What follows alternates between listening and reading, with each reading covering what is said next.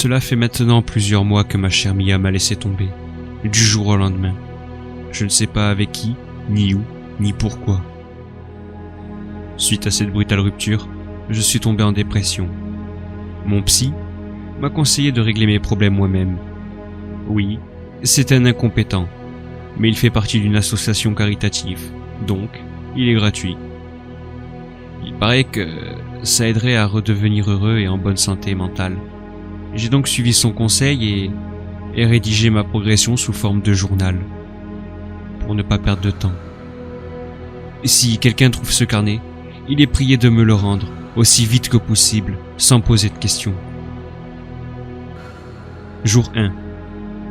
J'ai entrepris de parler à tous ceux que Mia a pu connaître pour apprendre un maximum d'informations et ainsi caresser l'espoir de retrouver ma femme.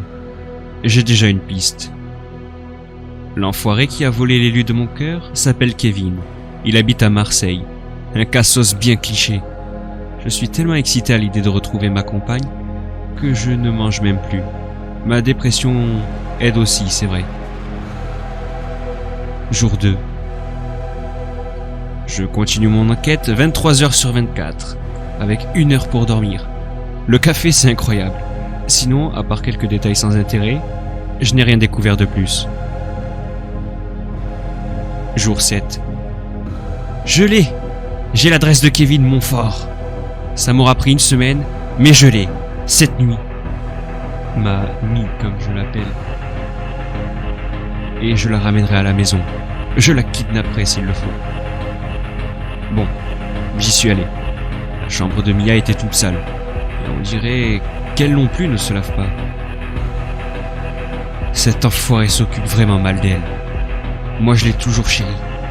Je me suis occupé d'elle comme une déesse. Lorsque je suis entré, elle dormait à point fermé. Je vais pas tourner autour du pot. Je l'ai mise dans ma voiture sans la réveiller. Une fois chez moi, je l'ai couchée dans mon lit. J'ai dormi sur un matelas par terre cette nuit-là. Et je l'ai laissé faire de jolis rêves. Jour 8. J'ai réveillé la femme de ma vie avec un petit déjeuner au lit. Je lui ai calmement expliqué tout ce que j'avais fait pour elle. Elle m'a écouté attentivement. Mais lorsque je lui ai demandé pourquoi être partie avec Kevin Montfort, elle n'a pas voulu me répondre. Je pense qu'elle commence à réaliser que c'était une erreur d'être partie. Je me suis occupé d'elle toute la journée. Et on a fait toutes sortes d'activités ensemble. J'ai mangé pour la première fois depuis très longtemps. Je suis aux anges. Jour 9.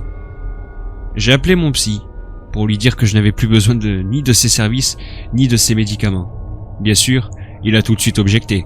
Mais je connais les docteurs. Ce sont des sacs à foutre. Sinon, j'ai reçu un autre appel, de Kevin. J'ignore comment il a obtenu mon numéro. Il voulait revoir Mia. La bonne blague. Je lui ai dit qu'il pouvait aller se faire foutre. Il ne me la volera pas 2 fois. Jour 10. J'ai demandé à ma femme de me faire l'amour, et elle a accepté. C'était magique. Elle est si belle, voluptueuse, sensuelle. Et elle sait comment se comporter au lit. Je crois que je peux dire sans trop me mouiller que je ne suis plus dépressif. Je vais arrêter l'écriture de ce journal. Jour 15. Je veux que Kevin meure dans d'atroces souffrances. Cette enflure m'a enlevé ma chair et tendre à nouveau dans la nuit. Il est entré chez moi, avec les flics, pour la reprendre. Et maintenant j'ai un procès au cul. Saloperie de croque-mort.